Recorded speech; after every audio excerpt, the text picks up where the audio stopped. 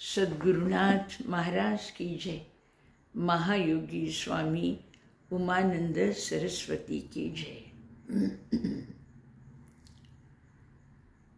भगवान नित्यानंद मुक्तानंद बाबा आपल्या गुरुदेव महायोगी स्वामी उमानंद सरस्वती यांना प्रथम वंदन, वेदांना वंदन आणि आजचा विषय ब्राह्मणस्पती बृहस्पती अथवा गुरु यांना वंदन। वेदांमध्ये ऋग्वेदमध्ये 33 देव दिलेत। त्यातनं असे म्हणतात की मुख्य 2 आहेत, अग्नी आणि इंद्र। आपण अग्नी आणि इंद्राबद्दल पहिले बोलणं असू शकेल, म्हणजे घेतलं असतं, पण मला असं वाटतं की आपण पहिले गुरु हा विषय घेऊ, गुरुचा घेऊ। तर पूर्वी गुरुना ब्रह्मणस्पती, नंतर ब्रह्मणस्पती म्हणजे ज्याला ब्रह्माचं ज्ञान आहे तो अधिपती आहे त्या ज्ञानात, बृहस्पती, आणि नंतर त्यांनाच आपण गुरु म्हणायला लागलो। तर पहिली ॲज युजल मी थोडंसं न्यूमरॉलॉजीचा आधार घेतला आणि बघितलं की ब्राह्मणस्पतीचं जर आपण टोटल काढलं, न्यूमरॉलॉजीप्रमाणे प्रत्येक अक्षराचा एक नंबर असतो, तो नंबर घेऊन आपण जर टोटल काढलं तर 37 हा नंबर येतो, 37, आणि हा तसा अत्यंत भाग्यवान नंबर आहे। आता याच्यातला मेन ज्याला आपण वावल्स, मी अगोदर सांगितलं होतं की वावल्स आपण घेतले, AEIOU हे जर घेतलं तर त्याचं टोटल 4 येतं, राहू येतो। म्हणजे जगामध्ये लागू पाडणारं तत्व येते, जरी आध्यात्मिक आहे, जरी देवाच्या, पण ते जगामध्ये त्याला त्याचं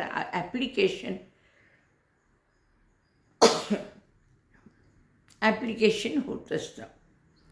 मग मी विचार केला कॉन्सोनंट्स एकत्र घेऊ, म्हणजे AEIOUच्या व्यतिरिक्त काय शब्द ब्राह्मणस्पतीत आहेत तर ते घेऊन बघू, तर त्याचा देखील टोटल अत्यंत भाग्यवान निघतो, तो असतो परत 33। आता मग मी विचार केला की आपण गुरु ह्या शब्दाचा पण न्यूमरॉलॉजिकली हे करून बघू काय होतं। तर गुरुचं जे टोटल आलं ते 17 आलं, आणि 17 हा स्पिरिच्युअल नंबर आहे, आध्यात्मिक नंबर आहे, आणि it is a symbol of peace and love. तर प्रेमाचं आणि शांतीचं हे प्रतीक आहे। म्हणजे गुरु ही जी काही शक्ती आहे, आध्यात्मिक शक्ती आहे, ज्याला आपण तत्व म्हणतो, तर त्याचं जे मूळ स्वरूप जे आपण जर न्यूमरॉलॉजीच्या आधारे काढलं तर हे शांतीचं आणि प्रेमाचं प्रतीक येतं, फार सुंदर कळतं। आणि हा नंबर ऑफ इमॉर्टॅलिटी आहे, हा अमरत्वाचा नंबर आहे। हे गुरुतत्व अमरत्वाचं नंबर आहे, म्हणजे जगामध्ये गुरुतत्व हे असलंच पाहिजे सगळीकडनं ज्ञान, कारण ज्ञानस्वरूपच आहे परमेश्वर, आणि परमेश्वराच्यामुळेच या जगाला, कृतीला मी म्हणल्यासारखं एक रूप आलं आहे, ज्याला आपण वैचारिक स्वरूपाचं रूप आहे, आणि कृतीतलं आहे, कृती आहे, इच्छा आहे, विचार आहे, अशा प्रकारचं हे जग बनवू शकलं। तर मला ते फार आवडलं। गुरु हे तत्व इमॉर्टल आहे, अमरत्वाचं लक्षण आहे, त्याच्यामध्ये शांती आहे, त्याच्यामध्ये अखंड प्रेम आहे। तर आपण आता ऋग्वेदामध्ये त्याच्याबद्दल काय म्हणतात आपण बघू। ब्राह्मणस्पती, आता ह्यांच्याबद्दल बोलणारे ते आहे मेधातिथी कण्व ऋषी। तर आपण ते काय म्हणतात हे आपण बघू। मास्टर ऑफ नॉलेज, गुरूंची पहिली ओळख म्हणजे ते ज्ञानाचे स्वामी आहेत. ज्ञान त्यांचं मुख्य, त्यांचं लक्षण, त्यांच्यातली शक्ती ज्ञानशक्ती आहे. आणि कोण 3 शक्ती असतात? ज्ञानशक्ती, इच्छाशक्ती, क्रियाशक्ती. जगामध्ये ह्या 3, प्रत्येक मानवात या 3 शक्ती आहेत. पण ह्या तिन्ही एकत्र आल्याशिवाय कर्म होत नाही. साधं उदाहरण मी आपल्याला देते.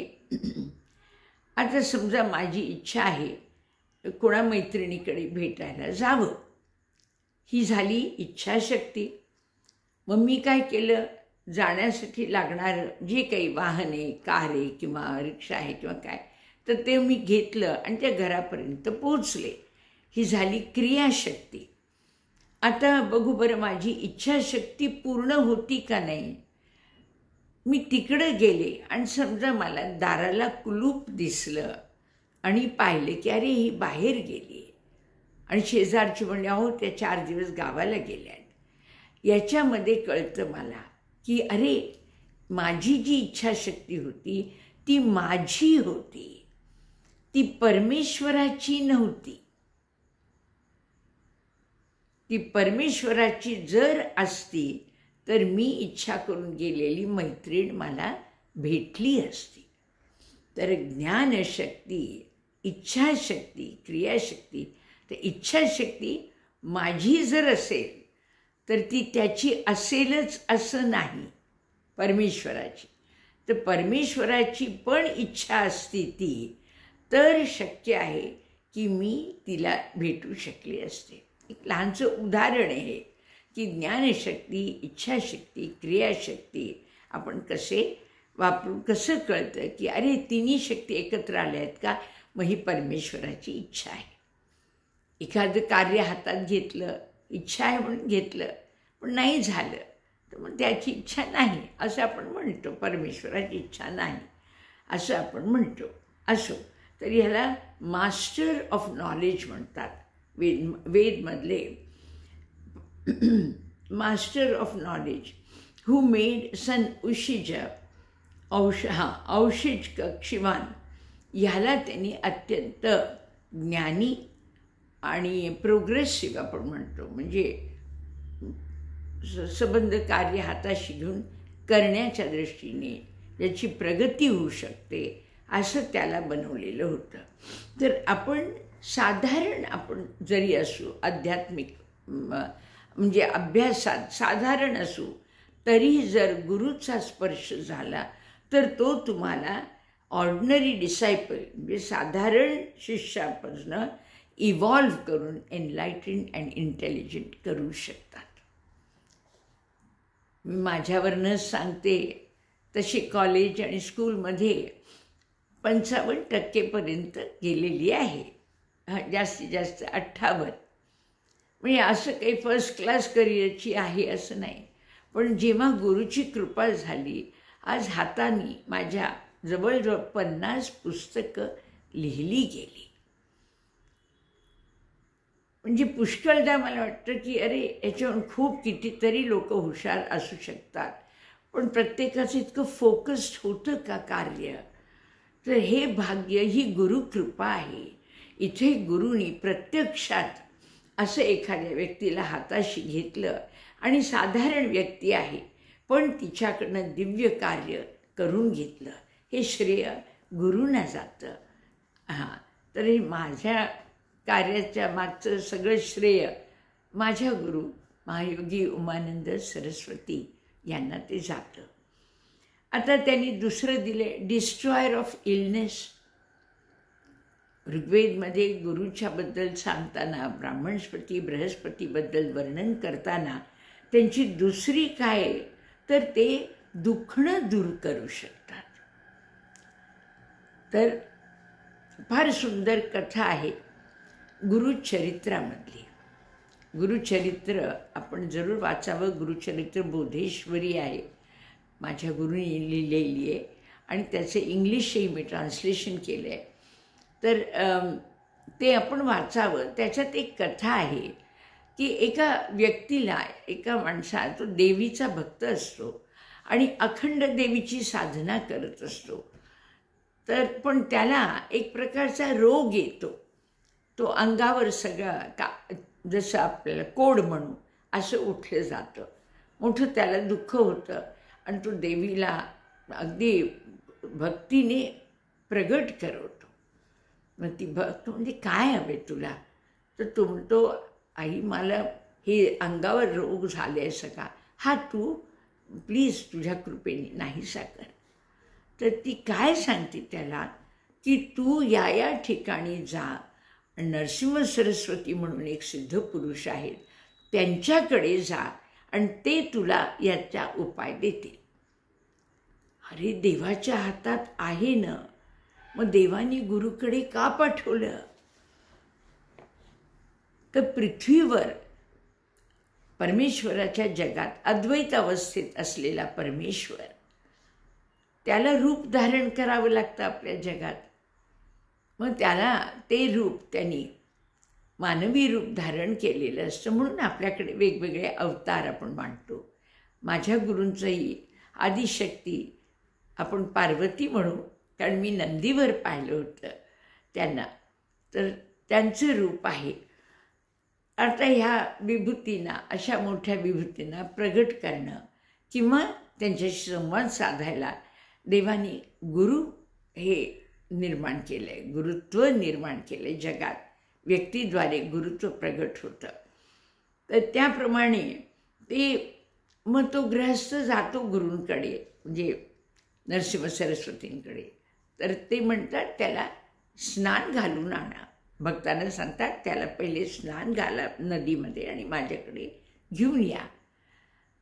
हा जातो भक्त, त्याला स्नान घालायला नदीत वगैरे त्याला घालून आणतात. बघतो तर त्याचं जवळजवळ सबंधच गेलेलं असतं, कोड अंगावरचं, आणि नॉर्मल झालेलं असतं. एक लहानसं एवढंसं बोटभर राहिलेलं असतं कुठेतरी अंगावर. तर तो त्याच्याने पण अस्वस्थ होतो. तो येतो, तो म्हणतो हे कसं काय झालं? म्हणतो काही नाही, पण एवढं राहिलं आहे अंगावर असून कोड. तर गुरु तेही त्यांना काहीतरी साधना सांगतात करायला आणि ते म्हणतात तू हे करत राहा, माझ्याबद्दलची माहिती कर, स्तुती कर, जे काही, आणि त्याच्यातनं तू निघशील. तर हे एक ज्याला आपण एक रचना करून ठेवली आहे देवानी. पृथ्वीवर देवानी गुरु अवतार निर्माण केला आहे, कारण त्याच्यानी मानवाला मानवाशी संवाद साधता येतो, मानवाकडनं ज्ञान घेता येतं, मानवाचं ऐकण्यासारखं होतं. ते जास्त कार्यान्वित म्हणजे मॅनिफेस्टेड रूप लागतं जगात. आपल्याला समजा नुसता आवाज ध्वनीच्या स्वरूपात यायला लागला, घरामध्ये कोणी बोलायला लागलं तर आपण एखाद वेळ घाबरून पळूनही जाऊ घरातून. तर त्याला म्हणून एक सर्वसाधारण मानवी रूप दिलेलं असतं. अत्यंत आपल्याला बघितलं तर वाटणार नाही एखादी इतकी विभूती, इतकी ज्ञानात प्रतिष्ठित आहे किंवा परमेश्वराचं रूप आहे, हे कळत नाही. आणि अशा रूपातनं त्यांचं कार्य पृथ्वीवर परमेश्वर कार्य करू शकतात. त्यांची इच्छेचं कार्य होत राहतं. तिसरं त्यांनी दिलं हिज डिसायपल्स नेवर पेरिश. तर शिष्याचं आता पेरिश म्हणजे ऑफकोर्स मृत्यू येणारे, पण मोक्ष स्वरूपात येतो. मोक्ष स्वरूपात येतो आणि जेवढं जीवन असतं ते सार्थकी होतं. त्याला काहीतरी उद्देश एखादा साध्य करता येतो. आता मी आपल्याला माझ्याबद्दलच सांगितलं. आज माझ्या गुरुच्या कृपेने ज्ञानेश्वरीचं ओविरूप करणं, कंप्लीट ज्ञानेश्वरी 9000चं ओविरूप होणं ज्ञानेश्वरी इंग्लिशमध्ये, हे अगदी माझ्या कल्पनेच्या बाहेर वाटतं मला हे. किंवा आता वेद आपण लिहून घेतोय, इंग्लिशमध्ये करतोय, त्यातले जवळजवळ 3.5 म्हणजे फक्त 20,000पैकी 3,000 राहिलेत. तर हे मोठं कार्य 7 वर्ष होतं आहे. आणि लिखाण करून घेताना एखादा शब्द अडतो, पण का कोण जाणे कुठे गुगल्सची अरेंजमेंट केली आहे, अजून AIची काहीतरी अरेंजमेंट केली आहे, तर कार्य कुठे थांबत नाही, अडत नाही. आपण लगेच पुढचं आपलं कार्य चालू राहतं. हे बरं नसेल, 1-2 दिवस बरं नसेल, तरीही कुठेतरी वेगळ्या स्वरूपात कार्य चालू राहतं, की तुमचं मग ऐकिव ज्ञान होतं. मी उदाहरण देते. वेदबद्दल बोलताना मी जवळजवळ UPSC आणि IAS वगैरेच्या यांच्या परीक्षा असतात.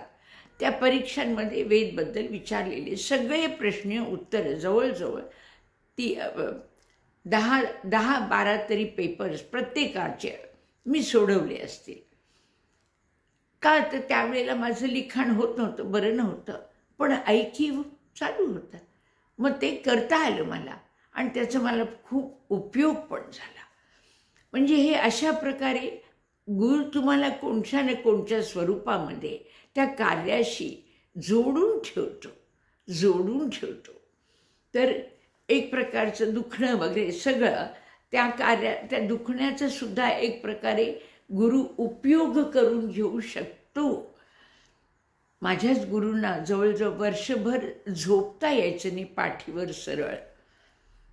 जेव्हा त्या सुरुवातीला मी जेव्हा जायचे आणि माझ्या KC कॉलेजच्या बाजूला यशोधनमध्ये ताई राहायच्या, माझ्या गुरु राहायच्या, त्यावेळेला त्याच्या अगोदरची अवस्था त्यांना 1 वर्षभर पाठ टेकवता आली नाही, बसून झोपायच्या.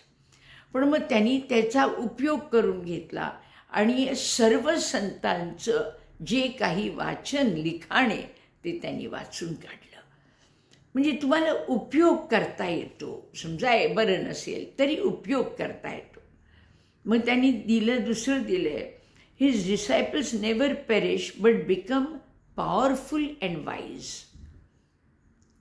ज्ञान तुमच्यामध्ये ज्ञान असणं तुम्हाला असं फिजिकली स्ट्रॉंग करतं असं नाही, पण तुमच्या अस्तित्वाला अर्थ येतो.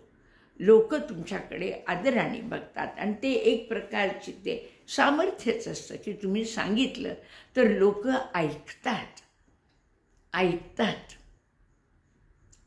ऑटोबायोग्राफी ऑफ अ योगी मी वाचलं होतं. त्याच्यात गुरूंना त्या शिष्याला गुरु सांगतात, अरे तू अभ्यास कर, तू पूर्ण ग्रॅज्युएट हो, शिक. का तर परदेशातल्या लोकांना तुला ऐकावंसं वाटतंय. म्हणजे आणि तशाच पद्धत तो शिष्य पूर्ण परदेशात त्यांनी ते कार्य केलं. तर ही जी गोष्ट आहे ही आपल्याला लक्षात येते की गुरु तुम्हाला पॉवरफुल आणि वाईज बनवतं, शहाणं बनवतं. ज्ञान तर देतच, पण ज्ञान शहाणपणाचं असतं त्याच्यात. मग त्यांनी घेतलं 4थं, goddess of knowledge, you protect disciples from sins. शक्य तेवढे त्याच्या हातून काहीही पाप होऊ नये ह्याच्यासाठी गुरुची कृपा येत राहते. आहेत माझ्यामध्ये पण खूप दोष होते, दोष आहेत अजून. पुष्कळदा वाटतं की अरे आपण इतके आहोत का चांगले की गुरुची कृपा एवढी येते, अजून शुद्ध व्हावं. खाण्यात गोडी आहे, हिंडण्यात गोडी आहे, फिरण्यात गोडी आहे, आवड आहे. इतकं पूर्ण असं जसं काही अगदी म्हणजे आता बसलो 24 तास ध्यान असं अजून होत नाही आहे, तरीसुद्धा मोठमोठी कार्य गुरु करून घेत आहेत. हे अक्षरशः त्यांचं एक प्रेमाचं स्वरूप आहे, मातेचं प्रेमाचं स्वरूप आहे. तर I would like to be more worthy of it. मला असं वाटतं पुष्कळदा अजून आपण शुद्ध होत राहावं. असो. मग ब्रह्मणस्पती इज फ्रेंड ऑफ इंद्र.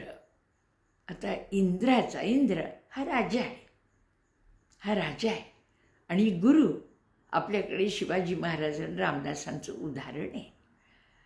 कुठेतरी संत आणि पंत एका कोणत्या तरी पॉईंटला भेटतातच, कारण हे व्यक्त जगात कार्य करतं आणि ते सटल जगातलं ज्ञान ह्याला पास ऑन करतं.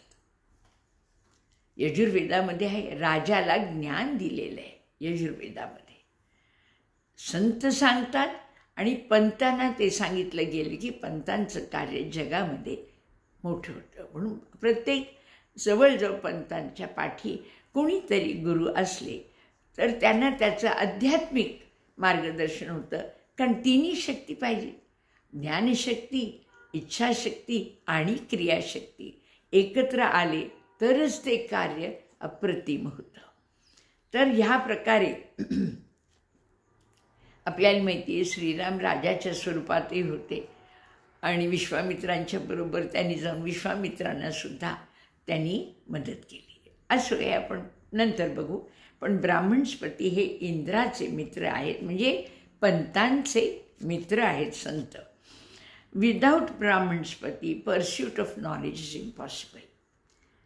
गुरुशिवाय ज्ञानाचा आपण अभ्यास करत राहण्याची जी इच्छा असते, ध्यास लागणं, ज्ञानाचा ध्यास लागणं, हे गुरुकृपेशिवाय होत नाही. गुरुकृपेशिवाय होत नाही. जवळजवळ 5 ते 6 तास लिखाण माझं चालू राहिलं आहे. देवाच्या कृपेने मी अत्यंत आभारी आहे माझ्या गुरुची की मला वेदांचं इंग्लिश करायची संधी आणि साधना दिली. माझ्या गुरु प्रत्यक्षात माझ्यासमोर आल्या आणि त्यांनी येऊन एक सांगितलं, गुरुचरित्र बोधेश्वरी इंग्रजीत 1 वर्षात कर आणि 9 वर्षात वेद कर. आणि जवळजवळ त्या काळातच माझे वेद पूर्ण होण्याची मला शक्यता दिसते. पुढच्या गुरुपौर्णिमेपर्यंत हे आपलं कार्य होईल असं वाटतं. वेद पूर्णचारी ट्रान्सलेट केले जातील. असो, ब्राह्मणस्पती इन्स्पायर्स इंटेलिजन्स. बुद्धीला प्रेरणा देतो कोण? तर हे गुरु देतात. बुद्धीला प्रेरणा. जसं आपण साखरेत गोडी घालतो कोण, तसंच बुद्धीत प्रेरणा, बुद्धीला प्रेरणा. कारण प्रत्यक्ष ज्ञान म्हणजे जे तुम्हाला स्फुरतं ते, आणि बाहेरचं पुस्तकी ज्ञान ती माहिती बनते. ती माहिती आहे, पण मला माहिती ही पण पाहिजे, पण त्याची समज यायला मला इंट्युटिव्ह नॉलेज म्हणजे स्फुरण स्वरूपात ज्ञान प्राप्त करण्याची शक्ती आली पाहिजे. समजून घेण्याची, समजवण्याची स्फुरण लागतं. त्या स्फुरणाच्या आलेल्या ज्ञानाला ज्ञानच म्हणायचं. आणि पुस्तकातलं मिळालेलं ज्ञान त्याला विज्ञान म्हणू आपण, कारण ते प्रगट झाले, मॅनिफेस्ट झाले. आता ते विज्ञान स्वरूपात प्रगट झालं. असो, आता त्याच्यानंतर ते म्हणतात की अपग्रेड्स द प्रिस्टली क्लास, म्हणजे संत समाजाला अपग्रेड करतं. अखंड गुरुतत्व हे सगळ्या संतांनासुद्धा, अनंत संतांनासुद्धा मार्गदर्शन करत राहतं. प्रत्येका संतांना शिष्याच्या भूमिकेतनं जावं लागतं. गेलेले असतात ते, प्रत्येकजण गेलेले असतात. ज्ञानेश्वरीत आपल्याला कळतं किती ज्ञानदेवांनी गुरुची स्तुती केली आहे, किती केली आहे. त्याच्यात ते म्हणतात, मज हृदयी सद्गुरु जिने तारिलो संसार पुरू, म्हणून विशेषे आदरू विवेकावरी. जैसे डोळा अंजन भेटे, तैसे दृष्टी फाटा फुटे, मग वास पाहे तेथे प्रगटे महानिधी. चिंतामणी झाली हाती, सदा विजय वृत्ती मनोरथी. ऐसे पूर्ण काम मी ज्ञानदेव म्हणती रे. मज हृदयी सद्गुरु जिणे तारिलो संसार पुरू, म्हणून विशेषे आदरू विवेकावरी. महानिधी प्रगट होतो का? तर गुरुनी डोळ्यामध्ये अंजन घातलंय, ज्ञानांजन घातलंय. तर हे संत समाजाला अपग्रेड करत राहतं, कारण नव्या नव्या परिस्थितीला नव्या नव्या सूचना दिल्या जातात. अनंत ग्रंथ त्यावेळेला त्या काळात लागतील तेव्हा ते प्रगट होतात. असो, पुढे त्यांनी सांगितलं मेक्स यज्ञ सक्सेसफुल. आता यज्ञ एक प्रथा होती तेव्हा, अजूनही ती शारीरिकदृष्ट्या विश्वात यज्ञ हे कार्य चालू आहे. त्याच्यामध्ये यज्ञ अग्निस्वरूप आहे. आता आपण विश्वात म्हटलं तर समर म्हणतो आपण त्याला. अग्नीचं स्वरूप म्हणजे समर, मग त्याच्यामध्ये आपण आहुती घालतो, तूप घालतो, अन्नधान्य घालतो. तर हे सगळं जगात चालू आहे, आपण करतोय ते एक प्रतीक असतं फक्त, पण ती प्रक्रिया संबंध विश्वात चालू आहे आणि ते परमेश्वर ते घडवून आणत राहतो. यज्ञ हा एक विषय आपण वेगळा घेणार आहोत, पण थोडक्यात आपल्याला एवढं समजून घ्यायचं आहे की ती अशी एक प्रक्रिया होती की जे काही देवा तू मला देतो ते मी तुला पहिले अर्पण करतो, तो माझ्याकडनं थँक्यू म्हणायच्या स्वरूपात, आणि मग मी त्याचा आनंद घेतो. तर हे अत्यंत सुंदर एक अशी विचारशक्ती ज्याला साकारित केलेलं संतांनी केलेलं होतं, हे वेद काळामध्ये अत्यंत प्रतिष्ठित होतं. आज आपण कमी लोक करतात, पण तरी यज्ञ हे सध्या काही जण करत राहतात. अजून करणारे खूप असे आहेत, विचारधारा आश्रम आहेत जिथं चालू आहे. अजून एक गुरुच्या हाताने एक उत्कृष्ट कार्य होतं, म्हणजे आपण ते कार्य म्हणू नको, आशीर्वाद येतात गुरुचे, तेव्हा माणूस वक्ता बनतो, तेव्हा माणूस वक्ता बनतो. तर हे अत्यंत महत्त्वाचं आहे. अजून आपल्याला किती बघायचं आहे बघा. आपण मला जर दिव्य व्हायचं आहे माणसाला, तर ते कार्य गुरु करून देतात. तुम्हाला दिव्यत्व हवं आहे का, परमेश्वरीय स्वरूप थोडंसं पाहिजे का, त्याची झलक तुमच्यामधनं प्रगट व्हावी का, तर ते सगळं देते, ते गुरु देतात. हे आता ऋग्वेदमधले पुढचे काही विचार आहेत. ऑलरेडी 26 मिनटं झाली आहेत, त्याच्यामुळे मला वाटतं मी आता इथं थांबवते. पण बृहस्पतीवर अजून एक आपलं लेक्चर नक्की होईल, तर ते आपण नंतर करू. मी आहे स्वामी राधिकानंद, पुण्याहून. आपण सगळ्यांनी ऐकावं आणि प्रतिसाद द्यावा, कसं वाटतं कळवावं. नमस्कार.